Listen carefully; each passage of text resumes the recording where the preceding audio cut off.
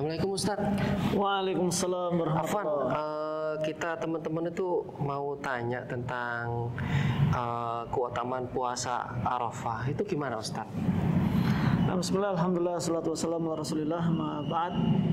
Di antara puasa yang dianjurkan untuk kita mengerjakannya dengan pahala yang besar adalah puasa Arafah yang jatuh pada tanggal 9 dari bulan Dzulhijjah. Di mana puasa ini Rasulullah SAW pernah mengatakan, "Shaum Arafah ahtasibu 'ala Allah ayyukaffiras sanah allati qablahu was sanah allati ba'dahu." Jadi puasa Arafah ini saya berharap kepada Allah Subhanahu wa taala agar bisa mengampuni 1 tahun yang lalu dan 1 tahun yang akan datang. Masya Allah. Berarti puasa Arafah ini kalau kita mengerjakannya ada harapan bagi kita untuk diampuni dosanya selama 2 tahun. Masya Allah.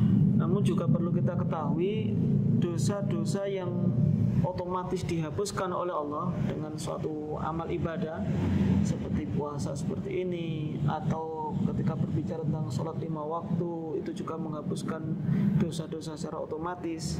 Itu adalah dosa-dosa kecil.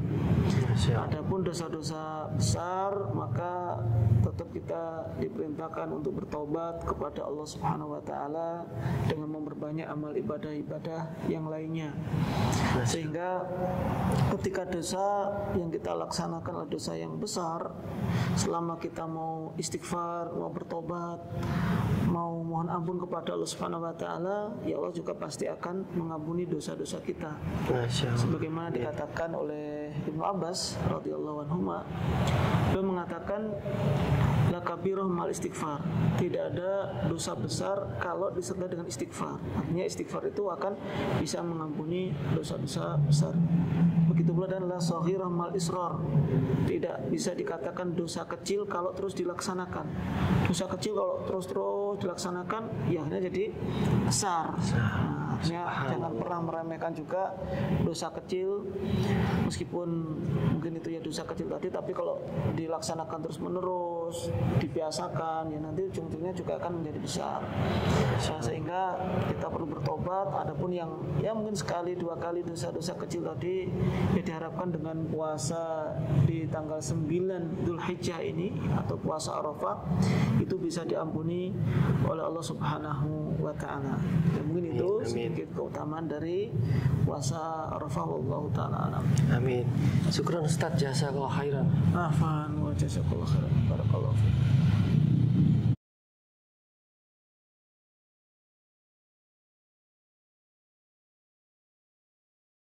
Itu puasa tarawih itu gimana Ustaz? Tarwiyah itu kan tanggal 8 Dzulhijjah ya. Adapun untuk tarwiyah, sebenarnya penamaan tarwiyah itu kan karena dulu para jamaah haji tanggal 8 itu mereka ketika mau siap-siap pergi ke Arafah untuk tanggal 9-nya itu kan mereka menyiapkan air minum, yaitu air zam-zam, supaya tidak kehausan. Itu makna dari tarwiyah. Nah, berkaitan dengan puasa di hari ke-8 atau tarwiyah itu tidak ada dalil khusus yang sahih.